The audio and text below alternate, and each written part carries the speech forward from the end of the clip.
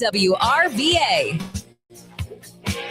Thanks for joining us, everybody. 9:04 this morning on Richmond's Morning News Radio WRVA. On Thursdays, we have the pleasure of catching up with our former governor and our former attorney general and diplomat and U.S. ambassador, James Gilmore, joins us on the program. Sir, you know, it's funny every time, because people know that you come on and we're friends.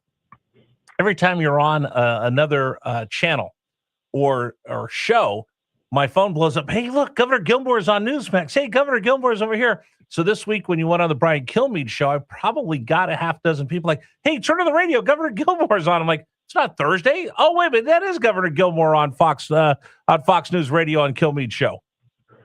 Well, I'm just trying to project the best ideas that I can, and that's why I'm glad to have a chance to talk to your listeners every Thursday. So, I appreciate that.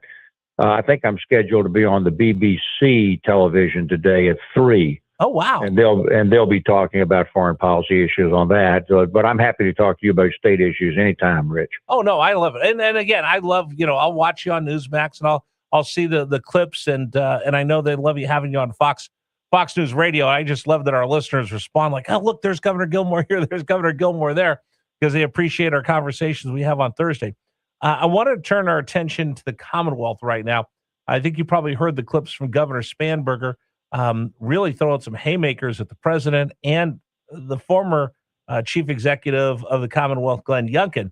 My big question is, and I said this about Donald Trump, when he first got in office, he kept talking about Joe Biden, Joe Biden, Joe Biden. Biden's not president anymore. You're president. It's time for you to do the job. How long does it take for a chief executive, whether it's the president or a governor, how long does it take before it's your state and you're the one dealing with this and we stop looking backwards at what the last administration did? Okay, so let me. I knew you were going to ask this. Let me answer this. Two things. First of all, it's your administration right when you take the oath, and that's it. And you have to explain at that point what you're going to do in order to right the ship or to correct situations or to carry your policies immediately. And you have to do that. Now, secondly, though, the governor in Virginia is dealing with the previous governor's budget in the first part of their administration. And a lot of that money is already set. Now, you do go into budget amendments immediately, and you can begin to implement your own policies. But a lot of that background is already laid by the previous governor. Now, a couple of things about this. I have advocated for a long time that we change the law and give the governor an opportunity to run for a second term. In modern America and in modern Virginia today, the one-term governorship is a bad thing. And that's what's going on right now. We're the only state in America that screws this up. And we ought to have a two-term opportunity for the governor of Virginia. But in the meanwhile, she's in a position to say, well, this is what I've inherited. And what she's inherited at this point would be the Trump drawdown of government employees in Northern Virginia. And then anything else that she wants to comment on. But look, the truth is that with a one-term governorship, the governor is usually attacked at the end of their term when they're at the most political weakness because they can't run for re-election. And the candidates who are running, or the opposition candidate who is running, can take a free shot at the previous governor, but he can't really do much at this point because of that. So we have a distorted political situation in Virginia, which I wish we would correct, but the legislature is never going to correct it because they like getting rid of the governor every 4 years.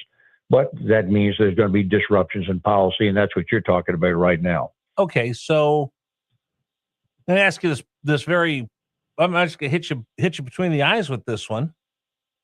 Does the governor become a lame duck the second they take their oath of office? Because I know they're not going to run for another 4 years. Yes, although in Virginia, the governor who's just been elected has the mandate of the people, is in a pretty powerful position when he or she starts their 4-year term. But it's a declining thing over the next 4 years, as I saw when I was governor. And of course, when I was governor, I was trying to protect the Republican majorities that I had brought into office in my 4 years. Looking back on now, that was a mistake. I should have taken the legislature on directly over policy. And maybe she's trying to do that now with this fight with Louise Lucas over the data centers. But look, at the end of the day, the governor has to take charge of their own administration and what they have inherited is part of their administration. You have to address how you're going to deal with that, and it's really pretty crummy to go back and try to blame the previous governor who's not in a position to be very responsive at that point. Okay. If Rich Herrera, if Rich Herrera got to run things and I got to just give edicts and everybody had to do what I want, I think I'd go with you on a couple things on, you know what, maybe we do need to have a 2-term governor. And then the one thing I'd say is, hey, let's get rid of this car tax that I hate. And I get rid of the meal taxes, a lot of the other taxes we have in Virginia. What would be, if in this fantasy world that I have, what would it be like if you had a governor that can run for re-election? How long should you have a governor serve? So down in Florida right now, Ron DeSantis termed out. I think he's doing a fabulous job as a governor of Florida, but he's termed out. What do you think would be the proper term for a governor? How long can he run, knowing that if he's really bad, we'll just vote him out every 4 years? Yeah. I'm an old-fashioned guy. I believe in what the federal system is really all about. The governor should serve 4 years, and then I believe should be able to run for re-election. And then at that point, the public can say, well, how has he or she done in their first 4 years? And if they've done a good job, maybe they can get a second term and continue to implement their policies. And if the public says, wow, we didn't count on that, let's get rid of that person, they would have the opportunity to do it. Look, this is something that should be done. And we're seeing zero interest in it out of the legislature because of the political dynamics of the Constitution. So there's no point in arguing about this. Just simply put the responsibility on the governor, do the best of the job that they can, and explain it very publicly the way Spanberger just did. But blaming things on other people is not helpful. It's usually the political re-election that comes up very quickly every 4 years that enhances that argument, or that blaming kind of thing. But the main thing right now is the governor simply has to roll with it and explain to the public what he or she is doing and why. One other thing popped into my head, sir, and we're talking to Governor Jim Gilmore. We hear a lot of people that get tired of what we see in Washington, D.C. and in the General Assembly as well, is legislators that are there for life. I mean, I heard AOC talking the other day about her career as a politician. Listen, I want you to be in public service, but I don't necessarily want you in Congress for 30 years. We have the opposite here where we have these term limits for governor.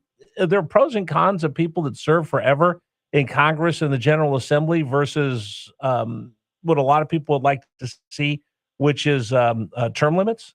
Look, the check on people who are in public office has traditionally been the re-election campaigns that come up quick, and for the Congress, that's just every 2 years. For the Senate, every 6 years. So the point is that's really the check as opposed to a term limit. I guess I'm not in favor of term limits everywhere. And in fact, I'm not in favor of the term limit of the governor for one term. But because I think there's some benefit of being in the office and learning the trade and getting the experience, and above all, making the public case for why you're trying to move things in a particular direction. I think that if people who've been there a long time have got to explain why they should be able to continue. Bingo. But there are difficulties with this political situation in America today because of the high cost of campaigning. But we'll get into that later. Yeah, no, that's the big thing right there. I say this all the time, and I'm not sure people really buy into what I'm saying, sir, is that, we have term limits. It's called a ballot box. Every 2 years, I can vote out anybody in Congress that I don't think is doing a good job, and I can vote people out of the General Assembly. And people forget that that's what that is. If I vote you in, I can certainly vote you out. I know people like to vote people in, but we don't seem to really want to vote people out. Look, the key in my view is citizens have got to grow up and be citizens. And they've got to understand that the political implications of what's going on in Richmond or in Washington is their responsibility, not somebody else's. And that all always come down to the ballot box. People have to vote, and they have to vote intelligently about what's going on. And right now, I think there's just too much reaction to weird advertising that goes on in politics. And once again, citizens have to be grown-ups and understand that and see through all that. Do you ever look at that stuff? I mean, I see some of these ads over here, and they're so misleading. I roll my eyes or actually get mad and yell at the TV. I mean, you're right, sir. Between social media and Facebook and YouTube and all the rest of this stuff, and some of these ads are so close to being libelous that it's or yeah, libel. I think libel is the right word. I'm not a lawyer. You are, but you know what I'm talking about. Some of these things are so skewed that 1 minute. they're so untruthful that I don't know if the voters can figure out right from wrong and left from right. Look, let's just get down to it here. The big issue right now is data centers. I think that data centers are a valuable thing for the state of Virginia. The communities, by the way, are rising up almost as one in opposition to it. We've seen just yesterday, Virginia Beach paused data centers, Chesapeake paused data centers. We're seeing it all over everywhere. And that just means that the public officials have not yet compromised the ability to raise data centers appropriate to the communities.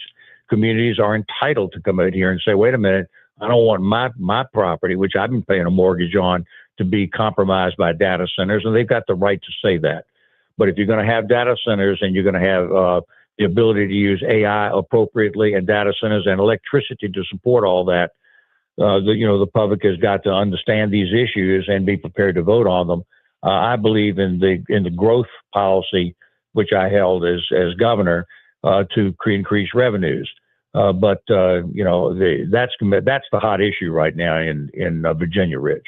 And that's the one where I want to see more leadership from the governor's mansion and from Capitol Square. I said this earlier, the data centers are here. We're not putting AI back in the bottle. We're not going to stop using our phones. We're only going to continue to have this insatiable appetite that needs data centers. And either we have them in Virginia, and I kind of ran through it, sir. For every dollar we give a tax break to a data center, we get $1.70 back. That's a 70-point return. Just on taxation, and that doesn't include the water and the land and the use and the quality of life.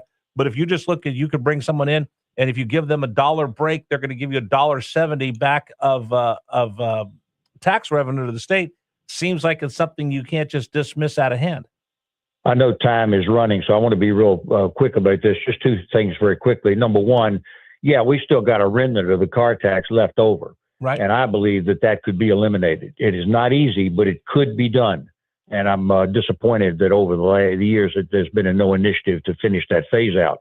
The second thing is that you're talking about Governor Spanberger and her public appearance before the legislature regarding revenues and so on like that.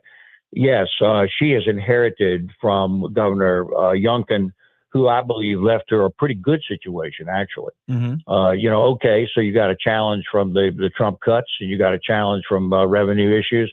Fine, your governor, deal with it. That's what we're going to have to judge her by what she does in her administration. And I'm pretty impatient with people just trying to blame other people for problems. It's just a dodge away from your own competence. I think it's time for the governor to say what she's going to do. And that is what the real governing is really all about. That's why we talk to him every Thursday. Our very good friend, Governor Jim Gilmore. Thank you, sir. I will catch up with you next week. Pleasure to be with you once again, and to your listeners. Thank you. You're the best. Thank you. Governor Jim Gilmore joining us here on News Radio WRVA. All right, today's program is brought to you in part by GreerFinancialGroup.com. So, who's responsible for your retirement? Who's there to help you with your retirement? Who you lean on when it comes to your retirement? I'll make it real easy for you. You are. You're responsible. You need to do everything you can. You worked hard for that money. You need to do everything you can to prepare your family for when you decide to hang them up and retire, because there's no do-overs here. It's up to you.